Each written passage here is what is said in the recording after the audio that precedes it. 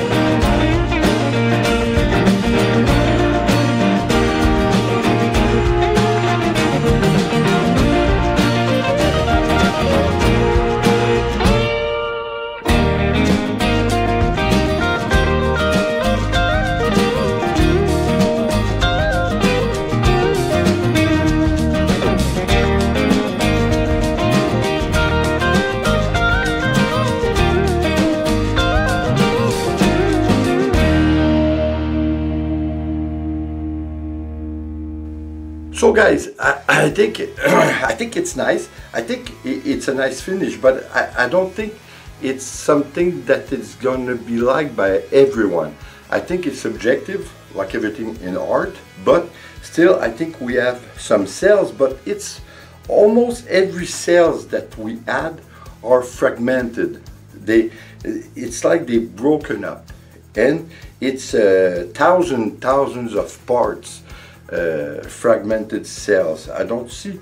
Well, it's like when we did a long time ago, we did mix our acrylic with some milk. It's about the same result that we had with the milk. So listen, like I said, it's always subjective. You like it or you don't. I was gonna say that I like it. Maybe I like it. I don't love it, but I like it. It's not that bad, but it's not my cup of tea, let's say. So anyway, you be the judge. If you like it, try it. If not, maybe you can just add a little bit of Rain-X afterwards, after you do your pouring or your flip cup, then it's going to do some nice cells. So you try it, and like I said, you be the judge. So guys, I hope you like it. I hope you're going to try it, because like always, you have to try it. It's always different because of all kind of factors when you try it, so you have to do it, that's for sure. So like always guys, please subscribe, leave a comment and share. It's always appreciated. See you on the next painting video. Take care guys. Ciao.